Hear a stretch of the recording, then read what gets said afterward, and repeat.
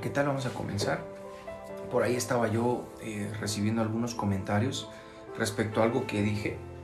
Yo dije que la verdadera iglesia de Dios es invisible, y yo dije esto con un propósito específico. La razón por la que yo dije que la verdadera iglesia de Dios es invisible es porque ninguno de nosotros, seres humanos, somos capaces o tenemos la capacidad de definir quién es algo y quién no. O sea, nosotros no tenemos la capacidad de decir quién es la iglesia y quién no es la iglesia, ya que si nos pusiéramos a juzgar quién es la iglesia y quién no es la iglesia, querríamos tomar el lugar de Dios, y eso nos convierte en aliados de Satanás. Sencillo, no se diga más, no se hable de más, no se hable de menos. Eso es tan sencillo como eso.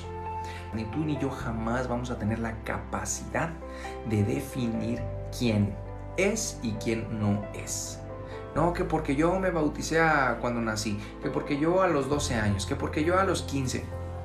Podrás bautizarte 30,000 veces, podrás bautizarte 1,000,000 de veces, podrás asistir a todas las iglesias, hacer todas las penitencias, todas las mandas, todos los sacrificios, lo que quieras. Al final, el único que sabe de su salvación es uno mismo y el Señor. A eso se le llama una justificación. ¿Qué es la justificación? He recibido algunos comentarios respecto a eso, respecto a un video que yo subí donde digo que la iglesia es invisible. Ahora, no me refiero a invisible de que no la puedes ver. Bueno, de hecho, tiene sentido porque la iglesia no es un templo. La iglesia no es una organización. La iglesia somos nosotros, son las personas. Es por eso que si alguien dice que ellos son la iglesia verdadera, hay ahí un conflicto. Porque la iglesia verdadera nadie sabe cuál es, solo Dios. Solo Dios conoce a su novia, solo Dios conoce a la que va a desposar.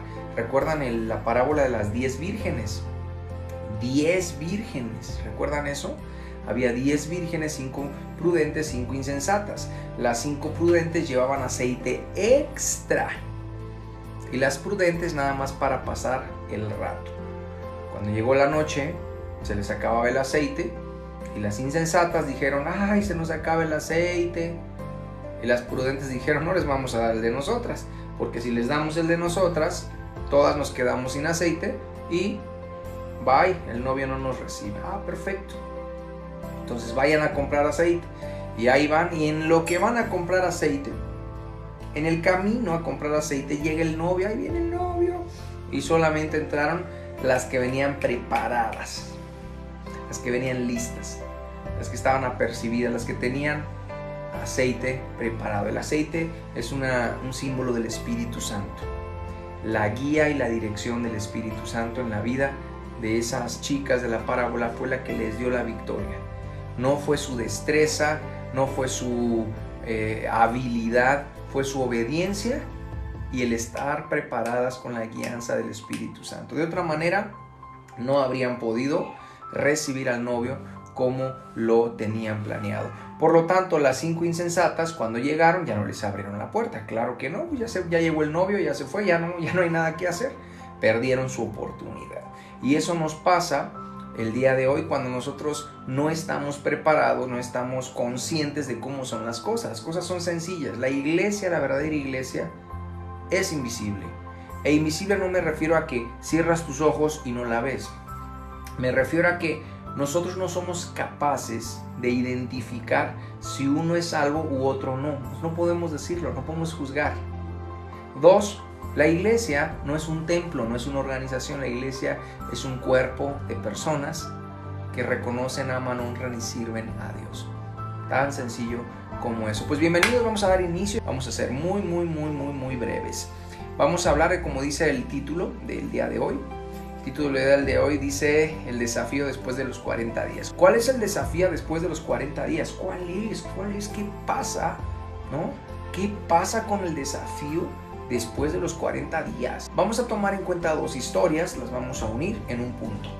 La primera historia que vamos a unir acá es la historia, exactamente, es la historia del Señor Jesús. El Señor Jesús, dice la Escritura, que fue bautizado. Juan el Bautista no lo quería bautizar. Juan el Bautista quería ser bautizado por Jesús. ¿De acuerdo? Ahora, tomen nota de lo siguiente. Antes de Juan el Bautista, esto está muy poderoso. Antes de Juan el Bautista, ¿en dónde lees en la Biblia que se bautizara la gente? Quiero que nos pongamos a pensar un ratito, nos pongamos a identificar lo que está sucediendo.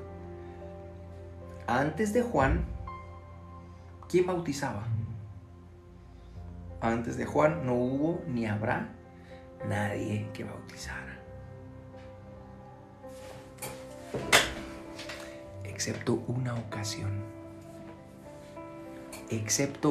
ocasión donde la revelación, escuchen bien, donde la revelación del nuevo pacto se reflejó en un milagro en el antiguo pacto. ¿Nadie todavía? ¿Alguien que se le prenda el foco? Solo en una ocasión, y es la misma unción. La misma unción. Antes del día terrible del Señor, enviaré a mi espíritu, pero también dice, enviaré a Elías. Y envió a Elías. A Elías lo envió como con la misma unción de Elías ungió a Juan el Bautista. Entonces, tenemos escenarios en la Biblia donde ¿a quién lo bautizaron 7 veces? A ver, alguien que esté captando ahorita, a ver si ¡pum! Te cae el 20. ¿A quién bautizaron 7 veces en el río Jordán? Mismo río donde Juan el Bautista bautizaba. ¿A quién? A ver. Entonces, fíjense que nosotros no tenemos que movernos por percepción. No tenemos que movernos por legalidad. Tenemos que movernos por fe y por unción. Tenemos que movernos por fe. Tenemos que movernos por unción. ¿Qué pasa? La unción que iba a ser desatada en el nuevo pacto a través de Jesús fue utilizada también en el antiguo pacto. Hay muchas incidencias en el antiguo pacto donde hubo como lapsos en los que hubo, les llaman teofanías, les llaman las manifestaciones de la gracia en el tiempo de la ley. ¿Sabías eso? Un ejemplo de ello es el rey David. El rey David define la gracia mejor que nadie. El rey David define, y él es una de las historias que vamos a comentar en un momento. El rey David define la gracia mejor que nadie. Porque el rey David dice, a diferencia de Saúl, que acababa de desobedecer a Dios, no solo acababa de desobedecer a Dios, fue y se hizo un monumento, está en la Biblia, fue y se hizo un monumento, el rey Saúl se hizo un monumento. Después fue a presentarse, fue donde Dios lo desacreditó. Y el rey Saúl le dijo al profeta, está bien, le desobedeció a Dios, pero no me dejes mal delante de los ancianos. No quiero que me dejes mal delante del pueblo, no quiero que me vean mal, quiero que me sigan mirando, me respeten. Y el rey David fue al revés. El rey David dijo, a mí no me importa cómo me vea la gente, a mí no me importa cómo me miren, me tomen, a mí lo único que me importa es que no quites de mí tu Santo Espíritu. Es lo único que le importaba al rey David, que no quitaras de él tu Santo Espíritu. Al rey Saúl le importaba cómo lo tomaba, lo consideraba la gente, y al rey David le interesaba cómo lo consideraba Dios, y solamente Dios. Esa es la diferencia. Entonces, nuestra primera historia, y unimos las dos historias porque en una estamos bautizando, ¿no? Estamos bautizando al Señor Jesús. Y yo les hacía la pregunta, ¿en dónde más en la Biblia, en el Antiguo Testamento, sale? Entonces, están a punto de bautizar al Señor Jesús y yo les hacía la pregunta, ¿cuándo en el Antiguo Testamento hubo bautizos? Nunca. Excepto Naamán cuando el profeta lo envió a bañarse 7 veces en el río Jordán y fue sano. Entonces esas incidencias de la gracia, como el rey David, como el profeta Eliseo, como el profeta Elías, esas incidencias de la gracia en el antiguo pacto era una demostración de que Dios siempre, su intención primordial no era darnos la ley. La intención primordial de Dios no era denme el diezmo, asistan a la iglesia, no maten, no honren, no esto, no el otro, sí esto, sí aquello, traigan 1, traigan 2, traigan 4, perdonen, den, circuncídense. No, su primordial deseo siempre fue que nosotros tuviéramos comunión con Él, que nosotros siempre tuviéramos cercanía con Él, que es lo que en la gracia se llama la justificación. Ese fue el sueño de Dios todo el tiempo. Haré de ti una gran nación. ¿Para qué? ¿Para qué nada más? No. Mi nación, mi pueblo, mi nación. Alguien que pase tiempo conmigo, que me adore. Eso es su intención, siempre fue esa. Adán y Eva. La Escritura dice que Dios bajaba y caminaba con ellos de la mano en el jardín. Su intención siempre fue disfrutar con nosotros y que nosotros disfrutemos con Él. Todo lo que Él creó para nosotros. Ese es un secreto que te voy a decir el día de hoy. Ese es un secreto. Lo único que Dios quiere es pasar tiempo contigo. Eso es todo lo que Él quiere. Él todo lo que quiere es pasar tiempo contigo. A Él no le interesan cuánto diezmas o ofrendas. A Él no le interesa si sirves 3 horas o todo el domingo en la iglesia. A Él no le interesa si das mucho a los pobres. A Él no le interesa si construyes para las misiones. A Él no le interesa si sacrificas tu pan por otros. A Él lo que más le interesa, discúlpame si esto te ofende, pero a Él lo que más le interesa es que pases tiempo con Él. ¿Y qué crees? Eso es lo que menos hacemos. Eso es lo que menos queremos hacer. Queremos hacer todo menos lo que a Él le gusta más hacer con nosotros. Dios se paseaba en el jardín del Edén y Eva pasaba el tiempo hablando con la serpiente. O sea, lo único que Dios quería era pasar tiempo con Adán y Eva. Era todo. Pero ellos tenían cosas que hacer. Ellos tenían cosas que hacer. Ellos tenían demasiadas cosas que realizar. Como hablar con la serpiente. Como hacer otras cosas. ¿Y qué sucede? Que cuando nos distraemos de la prioridad, que cuando quitamos los ojos de Él, como dice la Escritura, puestos los ojos en Jesús, el autor y consumador de la fe. Mira, te lo voy a poner en algunos ejemplos. Adán y Eva distraídos de lo principal. O sea, lo principal es estar conectados con Dios, pasar tiempo con Dios. Pierden ese objetivo principal y ¿qué pasa? Hablan con la serpiente, tómala. Se acaba ese espacio tan bonito, tan hermoso, ese jardín, ese Edén que Dios les tenía preparados a ellos. Ok, los israelitas. Dios le dice a Moisés, van a caminar 3 días. ¿Cuántos días? La intención de Dios era caminar 3 días y al cabo de esos 3 días pasar tiempo con Él. Eso era todo el deseo de Dios. Mira, te lo voy a poner de esta manera. Si el pueblo de Israel se hubiera dado cuenta de las intenciones de Dios, si hubieran abierto sus ojos a las intenciones de Dios, te voy a decir qué es lo que iba a pasar y que Dios me guarde mi boca y mis palabras de lo que estoy diciendo. De verdad.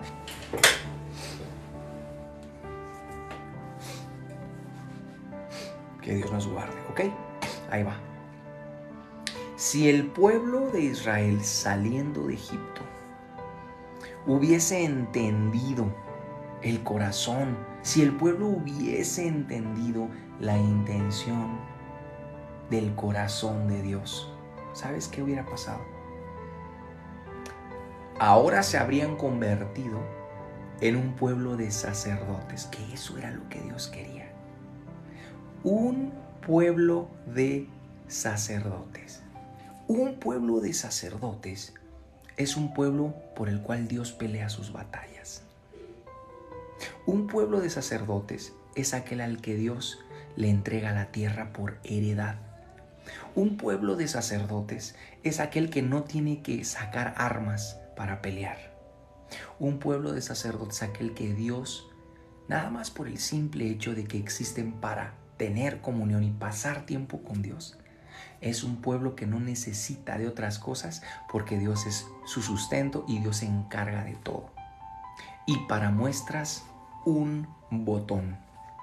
Ojo, ¿cuánto tuvieron que trabajar por comida y por agua en el desierto? Ojo, los 40 años que estuvieron en el desierto, ¿cuántas veces tuvieron que trabajar por comida y por agua? ¿Cuántas veces batallaron por comida y por agua? Tuvieron que trabajar. ¡Ay! ¡No trabajaron! ¡Exacto! ¿Quién les dio? O sea, todos esos 40 años Dios simplemente estaba como Apocalipsis 3:20, tocando la puerta. Si alguno oye mi voz y abre la puerta, entraré con él y cenaré con él. Era todo lo que estaba sucediendo en Génesis.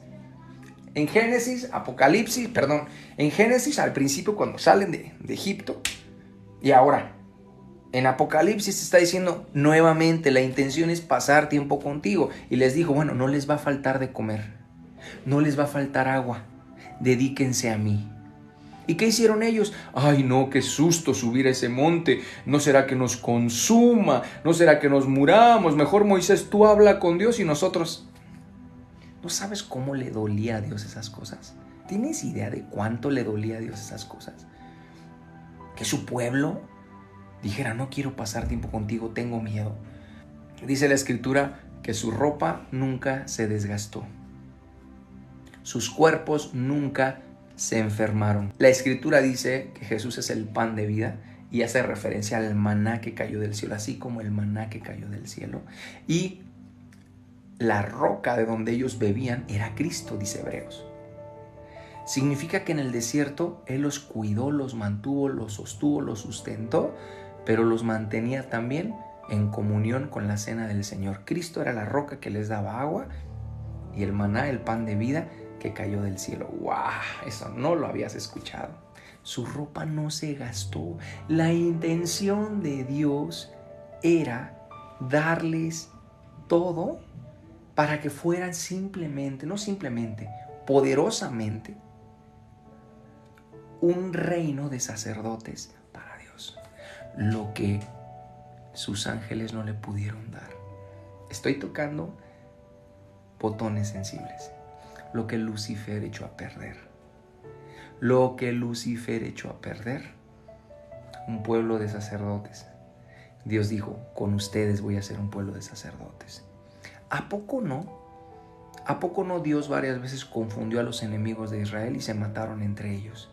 ¿A poco no en ocasiones Dios tiró plagas y derribó Egipto? ¿A poco no Dios podía abrir un mar y destruir completamente un ejército? ¿A poco Dios no podía con Gedeón simplemente con 300 derribar a miles? ¿A poco Dios no podía? Claro, porque su intención siempre fue: lo más importante que quiero de ti, Israel, es comunión, es pasar tiempo contigo. Eso es lo que quiero, pasar tiempo contigo. ¿Qué pasa? Dios le dijo a Moisés, van a caminar 3 días de camino. Entonces Dios le dice eso a Moisés. Moisés agarra y necesita guiar al pueblo a ese entendimiento. El pueblo no capta la idea. Fíjate bien lo que pasa. Si has estudiado esto en la Biblia te vas a dar cuenta. Lo primero que pasa es que mandan a 12 espías. 12 espías van, revisan la tierra de Canaán. O sea, estaban ahí. La promesa estaba ahí. Para su pueblo de sacerdotes, para su reino de sacerdotes, ¿sí? La promesa estaba ahí a 3 días. Todo lo que tenía que hacer el pueblo de Israel es caminar 3 días y adorarle, convertirse en su nación de sacerdotes, y todo lo demás Dios iba a construir el Edén. tierra donde fluye. ¿Tierra donde fluye qué? Leche y miel. ¿Qué era lo único que tenían que hacer? A ver, díganme en la verdad. ¿Qué era lo único que tenía que hacer el pueblo de Israel? A ver, los que ya entendieron. ¿Qué era lo único que tenía que hacer el pueblo de Israel? Las que estuvieron en contra. Imagínate una votación en tu país y que el 85% de las personas voten a favor del aborto. Imagínate que el 85% de las personas voten a favor de una ley que todos puedan tener armas en su casa. Imagínate que el 85% de las personas de tu país voten a favor que todos los fines de semana tengas la oportunidad de matar a una persona sin pena y castigo. Estoy hablando de cosas difíciles. Oigan, el que tiene oídos para oír, ¿qué? Estamos hablando de 12 personas importantes que influyen a más de 2 millones de personas. Ojo, estamos hablando de 12 personas. ¿Vale? 12. 2 de ellas positivo. ¿Quieres pensar que esas 2 equivalían a 200,000, 300,000 personas contra 1,600,000? Haz una votación. Vamos a la tierra donde fluye leche y miel y hay gigantes y nos ven como langostas. ¿Vamos con esos 2? O mejor regresamos a Egipto donde no había gigantes, aunque nos pegaban, pero nos daban de comer. El sentir de Egipto está arraigado muy profundo en muchos de nosotros aún. Aún pensamos cosas como, ay, ¿por qué tengo que hacer esto? Si sientes eso, es como aquel que iba a darle una ofrenda a la iglesia, a Dios, ¿no? Metió su mano en su bolsa, tenía 2 monedas, una de 50 y una de 5. Y metió la bolsa y dijo, ay, que saque la de 5, que saque la de 5, que saque la de 5, y que la saca y era la de a 50. Y Dios le dijo en su corazón, no te preocupes, esos 50 los tomo como si fueran 5, tranquilo, porque eso es lo que realmente querías dar. ¿Qué pasa? Que está tan arraigado Egipto en nosotros que recordamos, comparamos, anhelamos, deseamos. Y la intención de Dios siempre fue, aléjate de Egipto acercándote a mí. No aléjate de Egipto haciendo cosas buenas. No aléjate de Egipto, no. Aléjate de Egipto acercándote a mí. 3 días, ven a mí. ¿Y qué pasó? Una vez que Moisés les dijo, no vamos a ir a conquistar, el 85% de ustedes no está de acuerdo, vamos a merodear por 40 años. Ellos no sabían que iban a merodear 40 años, no lo sabían. Si lees en la escritura, un grupito de israelitas dijo, no, sí, vámonos. Y se fueron a pelear a Canaán, brother. Se fueron, se llenaron de voluntad y fueron. ¿Y qué crees que pasó? Los destrozaron, porque la instrucción de Dios cambió. La instrucción inicial de Dios, si no la obedeces, la instrucción de Dios para tu vida va a cambiar. Por favor, espero que estés escuchando lo que te estoy diciendo. Espero que de verdad estés escuchando lo que te estoy diciendo. Si la instrucción primordial que Dios dio a tu vida no la obedeces, por miedo, por falta de fe, porque no crees, por lo que sea, la instrucción de Dios va a cambiar. Sencillo. Pon mucha atención a lo que te estoy diciendo. Si ellos hubiesen obedecido al instante, caminar 3 días en el desierto a adorar a Dios, no sé qué iba a pasar, un viento recio, ya habían visto las 10 plagas de Egipto, señores, ya habían visto el mar abrirse, o sea, no entiendo qué tan arraigado tenían Egipto en su corazón, que Dios les dijo, posean la tierra, aquí estamos a 3 días, nomás me adoran, se establecen como una nación de adoración para mí, sacerdotes para mí, y ahora todo lo que la planta de sus pies pisare será suyo, será santo, será Lo que Dios le dijo a Moisés: quita las sandalias de tus pies porque el lugar que pisas es santo. Todo lugar que tú pises va a ser conmemorado para mí, porque tú vas a ser un pueblo de nación. O sea, ¿qué pasaba con el arca cuando la llevaban delante? Vencían a los enemigos. ¿Qué pasaba cuando levantaban las manos de Moisés? Vencían a los enemigos. Todo lo que tenía que ver con adorar o levantar un altar o tener comunión con Dios o elevar el nombre del Señor o adorar el nombre del Señor o rendirse al Señor, todo lo que se hacía con esa intención se traducía en victoria en todos los aspectos para el pueblo de Dios. ¿Alguien puede decir algo en este momento? ¿Alguien puede decir algo? ¿A alguien le está llegando la información correctamente?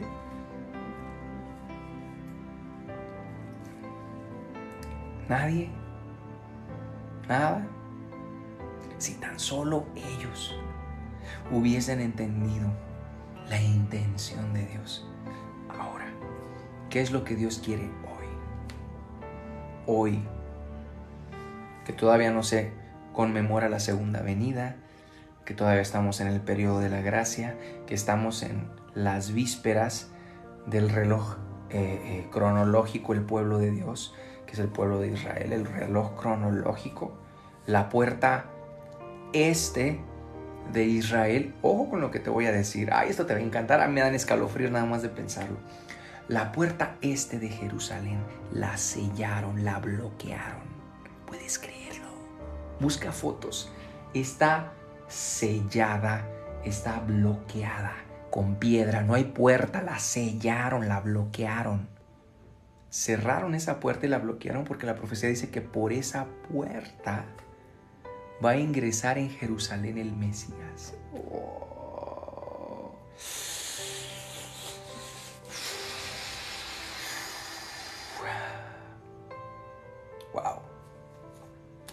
Por esa puerta. Y no solo eso. ¿Qué crees que más hicieron? A ver, ¿qué más crees que hicieron? Pusieron un cementerio en la zona donde da esa puerta. Porque el Mesías no puede caminar, o ningún judío debe caminar sobre un lugar de muertos, porque si no se hace impuro. La intención de romper que no se lleve a cabo la profecía de Dios. Bloquearon la puerta este, pusieron un cementerio afuera para decir: no entra el Mesías porque no entra, porque no entra.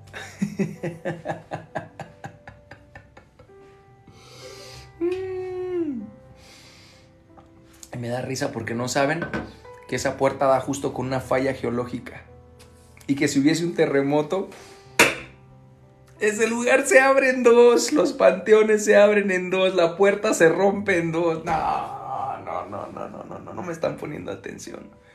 No me están poniendo atención. No me están poniendo atención.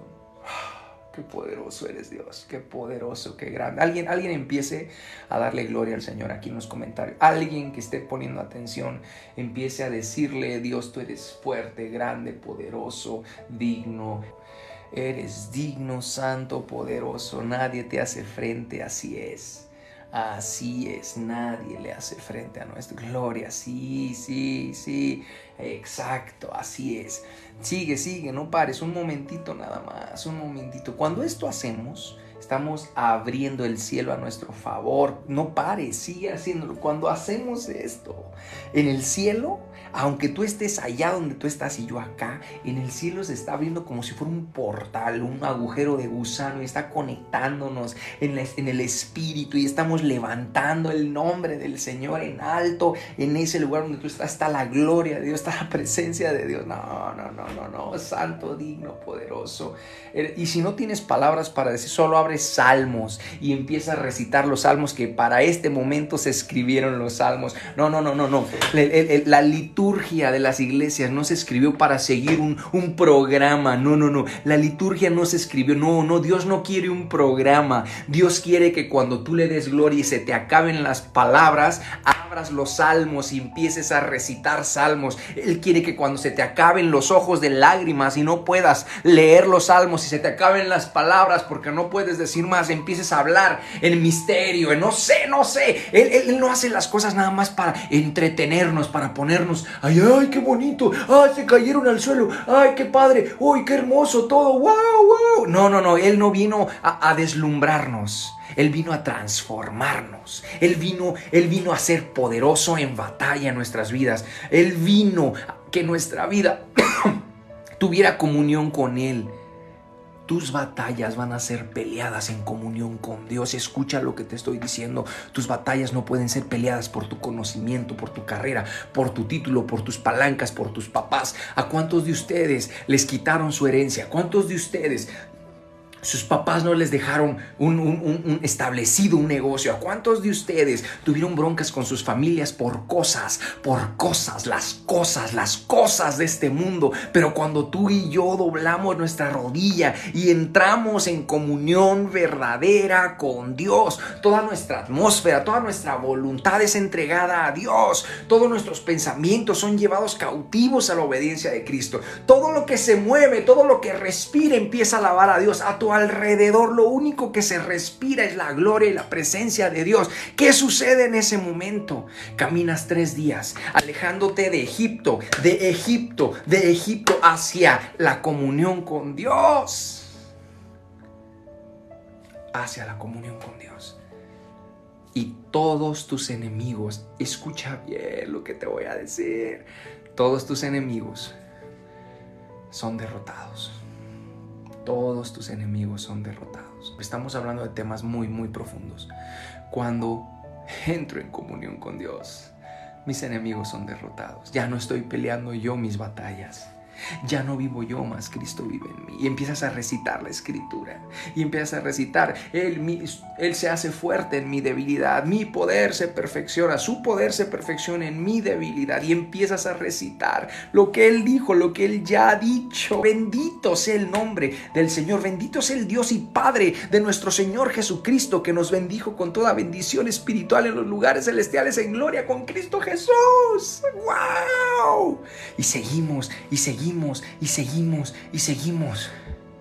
Ahora, yo no te estoy diciendo que lo hagas religiosamente y que digas, ay, ahorita lo hago y mañana abro los ojos y se resuelve. No, yo te estoy diciendo que lo primero que Dios necesita es comunión.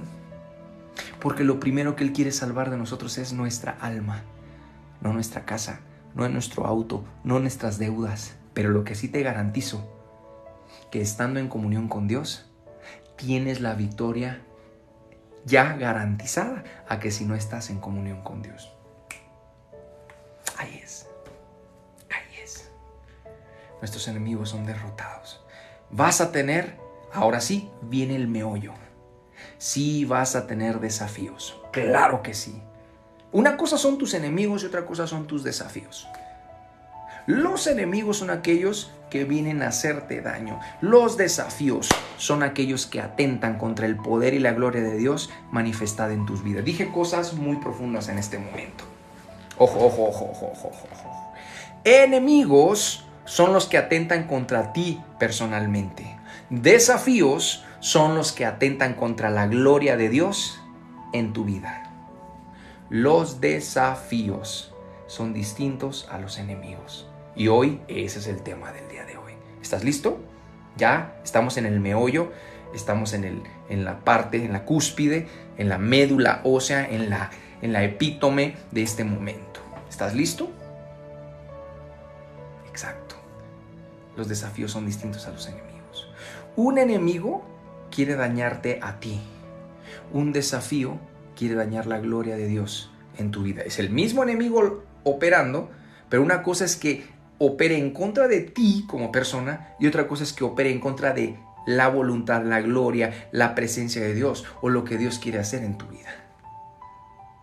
2 historias, sencillo. Jesús termina de ser bautizado. ¿Quién lo llevó al desierto? ¿Y a qué lo llevó al desierto? ¿Y por cuánto tiempo lo llevó al desierto? Davidcito llegó con el ejército. ¿Cuántos días llevaba el gigante presentándose ante los israelitas, amedrentándolos? ¿Y a quién desafiaba? ¿Cuántos años estuvieron los israelitas en el desierto antes de su primer desafío? ¿Cuántos días estuvo Jesús en el desierto antes de su desafío? ¿Cuántos días estuvo Goliat amedrentando al ejército de Israel hasta que llegó David?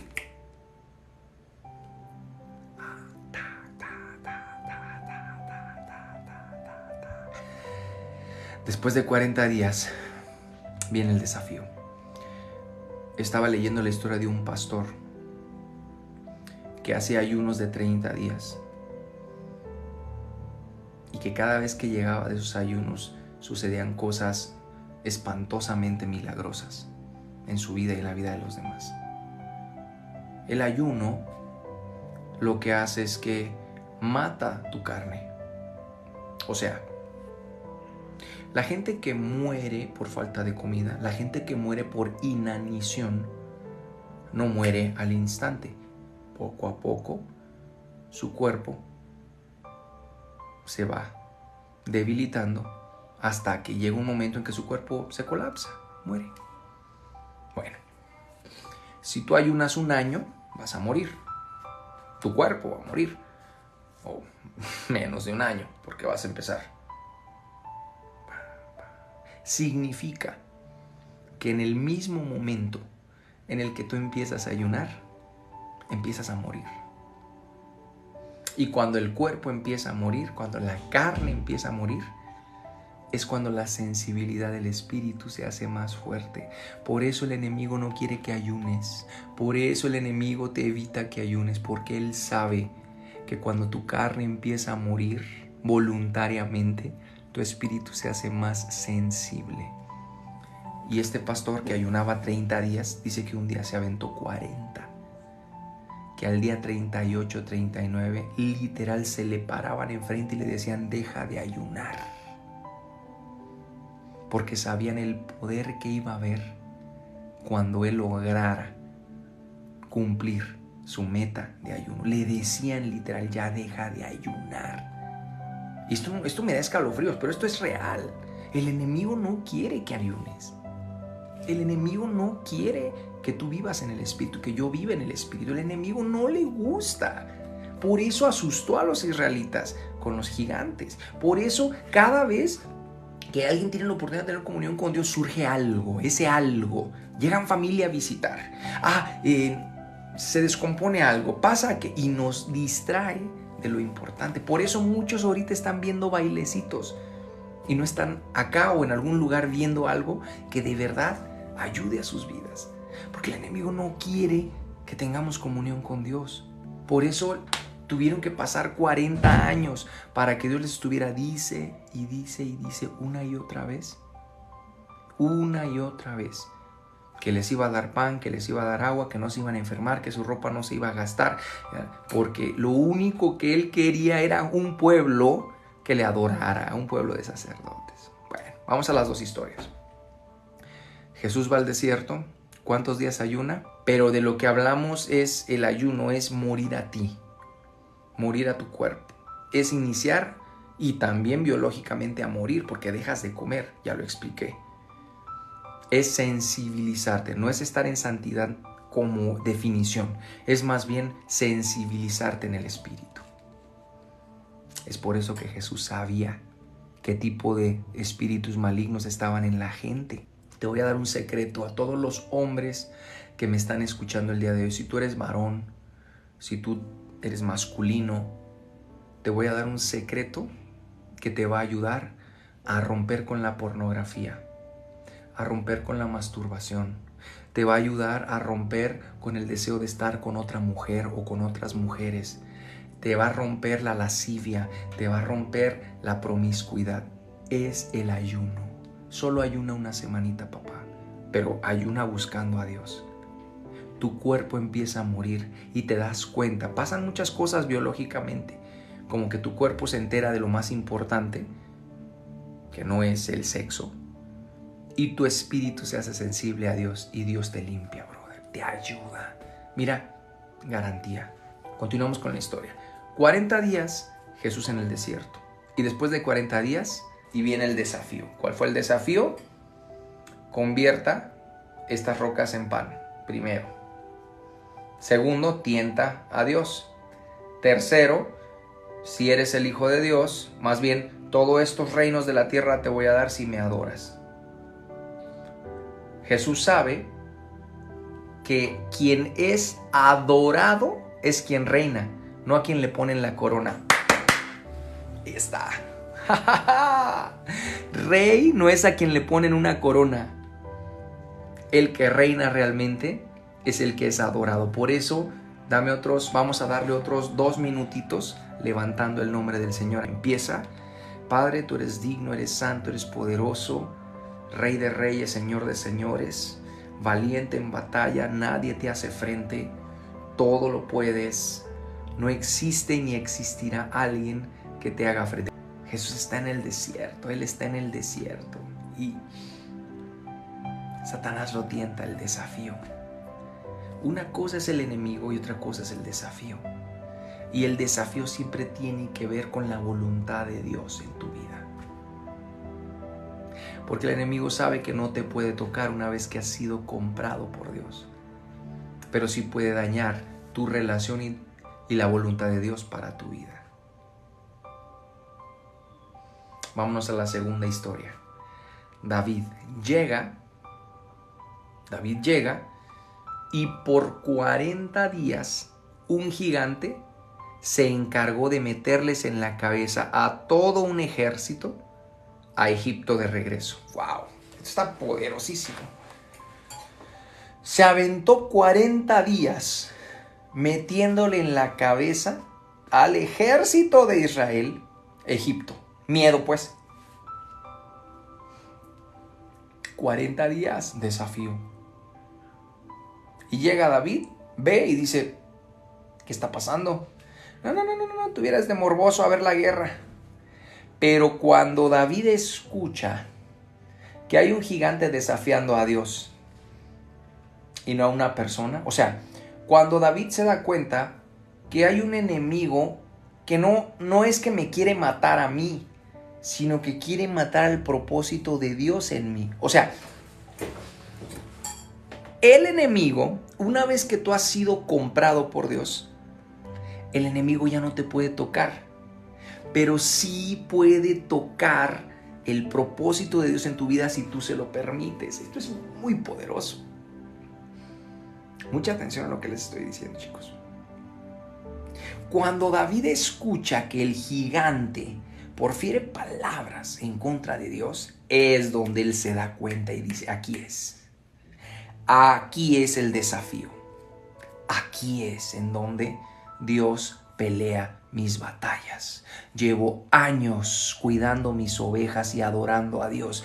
Llevo años viendo cómo Dios me da la fuerza para que con mis manos abra la boca de un lobo, de un oso, de un león y les quite mis ovejas. Llevo años esperando escuchar que alguien desafiara los escuadrones de Dios. ¿Para qué? Mira, esto es lo que estaba pasando en el espíritu. Y esto es lo que pasa en el espíritu en tu vida. El enemigo se para en contra de tu propósito. Y los ángeles están listos para pelear.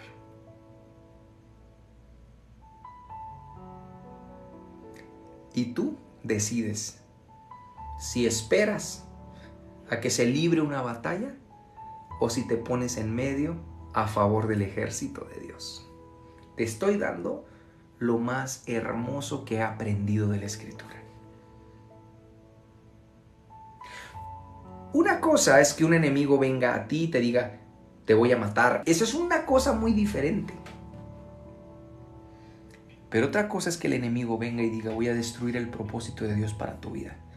Entonces el enemigo está parado y los ángeles de Dios están parados, los escuadrones del cielo. Y eso es lo que venía ese gigante a hacer. Todos los días por 40 días venía y se paraba en medio y decía, ¿qué? Blasfemaba contra Dios. Manden a uno. 40 días. Y los ángeles aquí, mira, cuadrados y ¿Por qué crees que el gigante nunca atacó? ¿Por qué crees que los filisteos nunca atacaron? ¿Por qué crees? Dime un secreto, dime un secreto. ¿Por qué, si el ejército de Israel llevaba 40 días desmoralizado, destrozado en su voluntad, por qué el ejército de los filisteos nunca los arrasó? ¡Ay, esto es poderosísimo! Porque en ese momento el entendimiento no es que es un ejército en contra de tu integridad. El entendimiento es que el ejército de Dios estaba en la espera de alguien que se parara a favor de Dios. No a defender a Dios, a favor. Es muy diferente. La pregunta para ti es, si el enemigo va a atacar tu vida, pero cuando tú estás comprado, dice la Biblia, cuando has sido comprado por la sangre de Cristo, el enemigo no te puede tocar. Pero, cuando el enemigo atenta contra el propósito de Dios para tu vida, ¿sale? Cuando el enemigo atenta contra el propósito de Dios hacia tu vida, el gigante pasó 40 días parándose en medio de los ángeles, del ejército de las huestes celestiales, eso dice la Biblia, y del ejército de los filisteos. Eso explica por qué nunca atacaron a los israelitas. Porque Dios no necesita que peleemos por Él. Él quiere pelear por ti. Ay, papá. No sé si alguien está escuchando. Alguien diga algo, por favor. Alguien que esté entendiendo, diga algo, por favor. Dios no necesita que peleemos por Él. Él quiere pelear por nosotros. Lo único que necesita es alguien que entienda. Alguien entendido. Busqué entre los hombres a alguien que fuera entendido y no lo encontré. Busqué bajo del cielo y no lo encontré. Entonces el rey David se dio cuenta de la situación y dijo, a ver, un momento, dijo el rey David. Bueno, Davidcito en ese momento no era rey. Y dijo, aquí no se está librando una guerra humana. Aquí no se está librando una guerra carnal. No es contra carne y sangre. ¿Recuerdan lo que les dije de las incidencias del nuevo pacto en el antiguo pacto? Ahí hay una incidencia. Ahí hay una incidencia. David se dio cuenta que la lucha no era carnal. Si la lucha hubiese sido carnal, ¿sale? Si la lucha hubiese sido carnal, los filisteos hubiesen arrasado a los israelitas. Ya tenían la moral baja. Pero la lucha no era carnal. La lucha era espiritual. Dios solamente estaba esperando a una persona entendida. Y cuando David se da cuenta, lo único que tenía que hacer David era pararse en medio.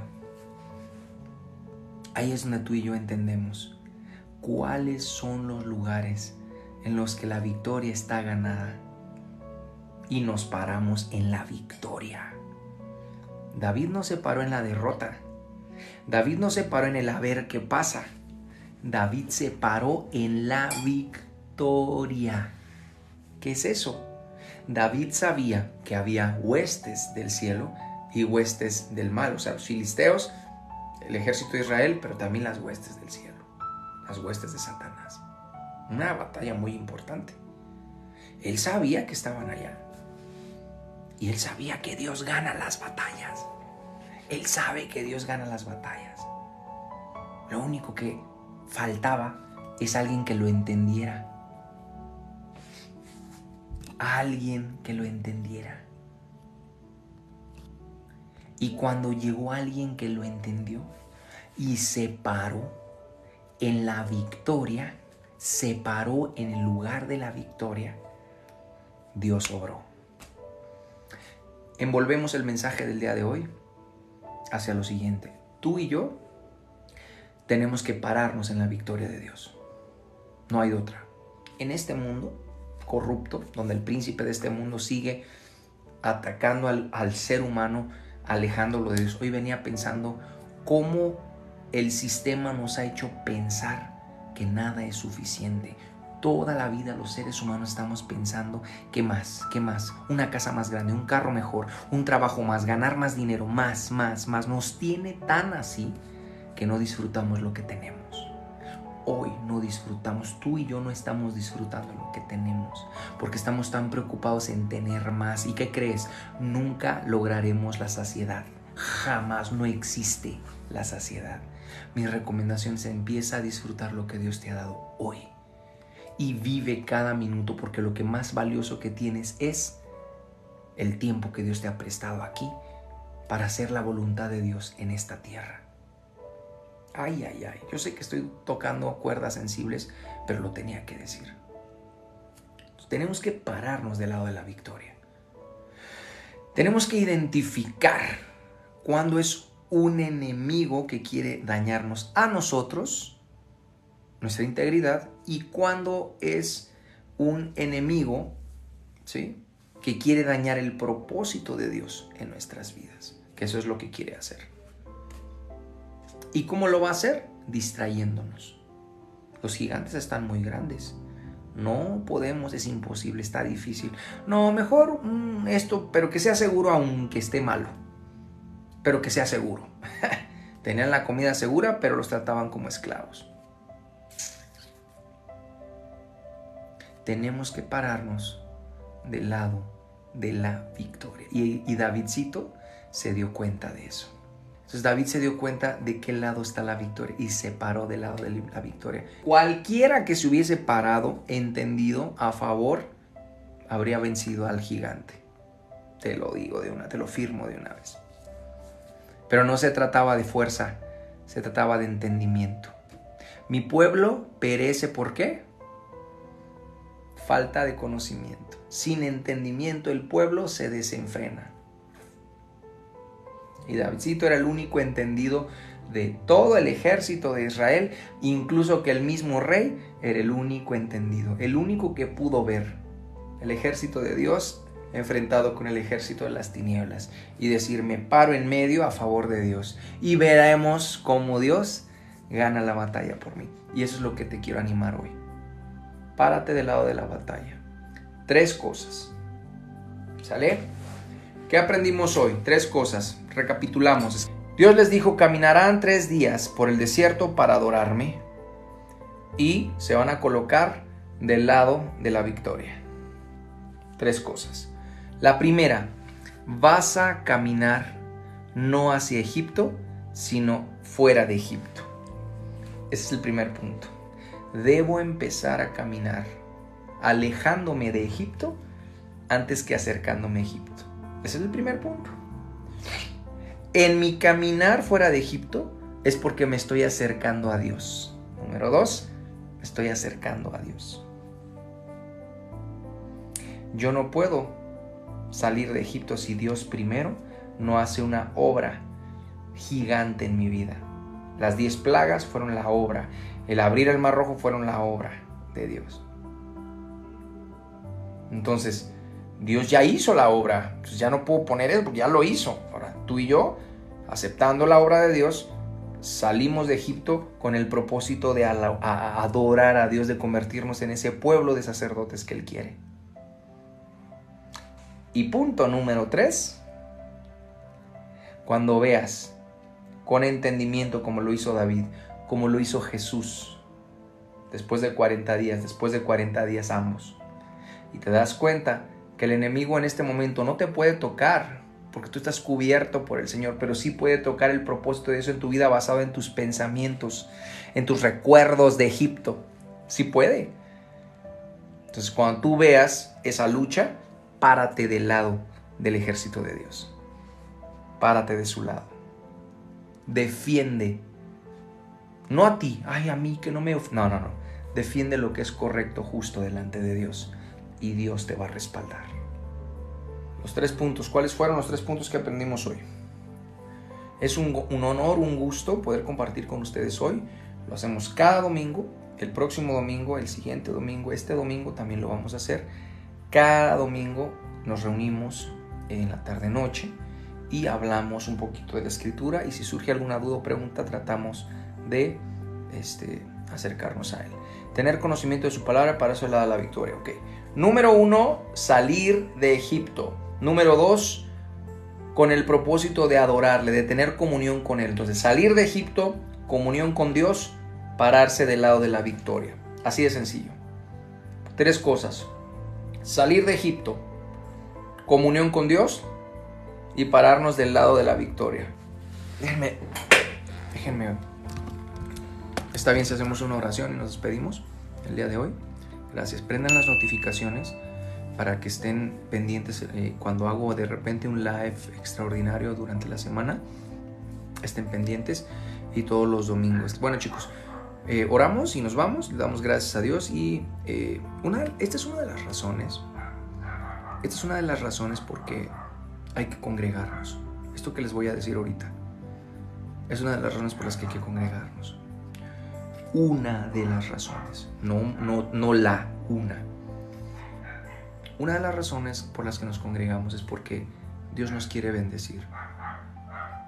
Y como el domingo para el pueblo de Dios es el primer día de la semana, queremos iniciar la semana bendecidos.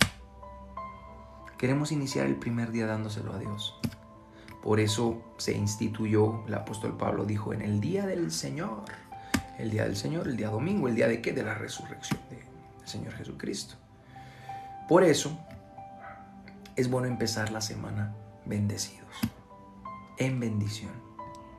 Así que Dios, en esta hora yo hablo bendición a todos los que están aquí conectados. Son 50 personas, Señor. No necesitamos multitudes, necesitamos a las personas que tú quieres tocar. Eso es lo que necesitamos, Señor. Tú sabes, Señor, tú sabes por qué a veces hay 10, por qué a veces hay 400, por qué a veces hay 1, por qué a veces hay 50. Tú sabes. Nosotros no tenemos, Dios, ninguna otra intención más que hacer tu voluntad. Esta semana la ponemos en tus manos. Rendimos nuestra voluntad a ti, Señor. Esta semana rendimos nuestras decisiones a ti. Nuestros pensamientos los llevamos cautivos a tu obediencia. Creyendo, Señor, que nos paramos del lado de la victoria. Creyendo, Señor, que nosotros hemos recibido el regalo de tu salvación. Creyendo que vivimos no corriendo hacia Egipto, sino lejos de Egipto, Señor, porque todavía nos equivocamos. Sí, Señor, aún nos equivocamos. Si alguien se equivoca, pero eso no significa que estoy corriendo hacia Egipto, sino al contrario, estoy corriendo fuera de Egipto, Señor. Y mi intención es comunión contigo, Señor, porque es lo que tú anhelas. Tú no anhelas un gran predicador, Señor, tú no anhelas un gran templo. Dios, tú no anhelas una gran manifestación más que una correcta comunión contigo. Eso, yo sé, Señor. Aquellos que hemos conocido tu corazón y hemos estado cerca de ti, buscándote, sabemos que a ti lo que más te agrada es la comunión. Y cuando tú creaste al hombre, lo creaste porque querías compartir con él. No porque querías verlo construir, no, querías disfrutarlo. Por eso te tomaste incluso el 7º día para contemplar y decir, wow, mira lo que cree, mira el hombre, mira qué hermoso, mira. Él va a ser diferente a los ángeles. Ese hombre va a ser diferente a los ángeles. Ese hombre no va a estar obligado a adorarme y alabarme. Ese hombre va a decidir hacerlo. ¡Ay, qué poderoso! Y por eso es más poderosa nuestra comunión con Dios. Gracias. Gracias, Señor. Y antes de irnos, vamos a tomarnos el resto del tiempo que nos queda en levantar por tercera vez unos minutos el nombre del Señor. Quiero que lo digas con tu boca ahí donde tú estás. Quiero que lo digas con tu boca y digas, quiero que lo digas con tu boca. Dios, tú eres santo, tú eres digno, tú eres poderoso, Rey de Reyes. Quiero que lo empieces a decir, pero también con tu boca, ahí donde tú estás. Aunque haya gente allá, estás en un avión, estás en el aeropuerto, estás en tu cocina, estás en tu recámara, estás en tu sala, vas en el carro. Esto es lo poderoso de la presencia de Dios, que podemos decirlo y en ese momento se cumple, que podemos libremente entrar confiadamente al trono de su gracia. Esta es la llave de David. Chicos, pongan mucha atención. Les estoy diciendo cosas que no les van a decir en el catecismo ni en la escuela dominical. Entrar confiadamente al trono de la gracia, ese portal, cielo y tierra, es levantar el nombre del Señor. Alma mía, bendice el nombre del Señor. Tu amor por mí es más dulce que la miel, y tu misericordia es nueva cada día. Tu amor por mí es más dulce que la miel, y tu misericordia es nueva cada día. Es por eso que te alabo, es por eso que te busco, es por eso que te doy todo mi amor. Venga. Es por eso que te alabo, es por eso que te busco, es por eso que te doy todo mi amor. Tu amor por mí es más dulce que la miel, y tu misericordia es nueva cada día. Tus misericordias son nuevas y cada mañana se levantan. Misericordia recibí, misericordia quiero dar a los demás. Soy deudor a ti, Señor, soy deudor de tu gran amor. Y lo único que quiero hacer es amarte y adorarte.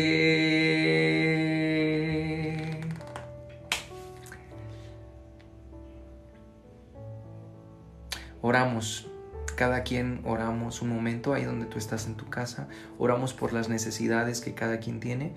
Si alguien tiene alguna petición de oración, yo necesariamente no la tengo que hacer aquí. Yo aprendí algo, quiero decirles esto, que hay veces que la fe opera diferente en las personas, de acuerdo a la medida de fe que Dios repartió a cada uno según Hechos 12. Así que soy deudor a ti, Señor, y lo único que quiero hacer, de gloria en gloria te veo. Cuando más te conozco, quiero saber más de ti. Mi Dios, cuál buen alfarero. Y Él sabe nuestras peticiones aún antes de que se lo pidamos. Él ya lo sabe.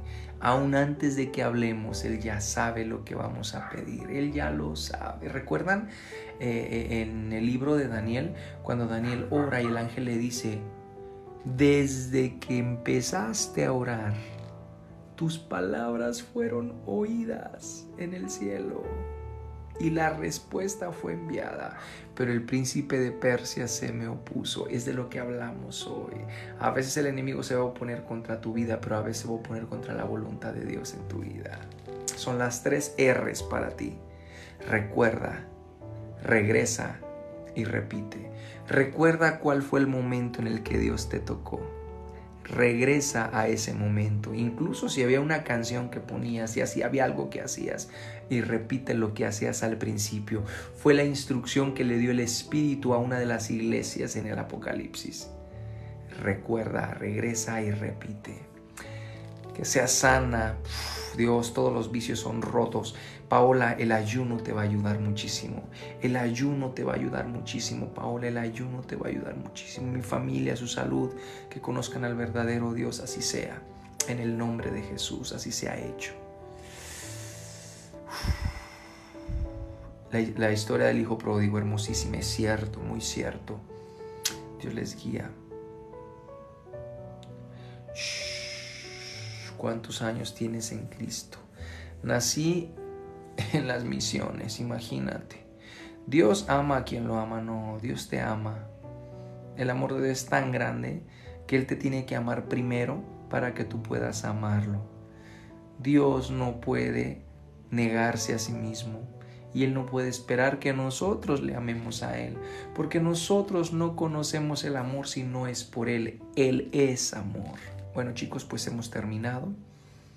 Quiero darle gracias a Dios porque estuvimos algunos aquí conectados y la verdad creo que es un buen tiempo el que pasamos aquí cuando nos reunimos. El domingo pasado tuvimos la cena del Señor, fue padrísimo. El próximo domingo vamos a reunirnos a la misma hora. Entonces, les mando un abrazo fuerte, mucho cariño, mucho amor. El amor que pudiera yo expresar no es mío. No lo podría tener si no fuera de Dios. Nosotros no somos nada sin Él y cuando lo entendemos, nuestra vida cambia. Tenemos que aprender de todo. Dios les bendiga mucho, cuídense. Iniciemos la semana en victoria. 3 cosas: alejándonos de Egipto, acercándonos a Dios y en el lugar de la victoria. No olviden, ese fue el tema de hoy. Hoy el tema fue alejándonos de Egipto, acercándonos a Dios en comunión y parándonos del lado de la victoria. Muchísimas bendiciones. Nos vemos el próximo domingo. Durante la semana hago lives extraordinarios. Prendan las notificaciones, ¿vale? Vale. Cuídense mucho. Todo es sencillo, todo es tranquilo. Aquí no hay misticismos. A mí no me gusta lo místico, no. ¿Cómo es la Biblia? Mira, la palabra de Dios por sí sola tiene poder. No necesita nuestra ayuda. No necesita mi ímpetu, aunque nos emocionamos. Yo me emociono, lo reconozco. Pero la palabra de Dios por sí sola tiene poder. Y cuando entendemos eso, sabemos que no necesitamos hacer para que Dios nos acepte, nos bendiga, nos ayude, nos tome. Solamente tenemos que escuchar, porque la fe viene por... ¿Por qué viene la fe? Por el oír, y el oír la palabra de Dios. Así es esto. Un abrazo fuerte. Cuídense, nos vemos en la siguiente. De verdad, este es uno de los lives que no quiero cerrar, pero también tenemos que aprender que las cosas no las hacemos por nuestro gusto, emoción y deseo. Lo hacemos por el orden que sentimos y percibimos. ¿Y cuántos de ustedes se dan cuenta que lo que Dios quería hacer hoy ya lo hizo entre nosotros? Cumplió lo que quería hacer. ¿Cuántos se dan cuenta de eso? ¿Cuántos pueden sentir que ya se cumplió el propósito de hoy? ¿Cuántos lo pueden ver? ¿Se dan cuenta de eso? Todo lo demás vendría por nuestro gusto y nuestra carne. Y si hiciésemos algo por nuestra carne, no, señores, no hacemos jamás. Conmigo, mientras ustedes sigan esto, jamás vamos a hacer nada por gusto y por nuestra carne, por alimentar nuestro deseo, nuestras ganas y nuestro ego y nuestro morbo. No. Entonces le paramos y nos vemos en la siguiente. Dios les bendiga. Un abrazo. Nos vemos.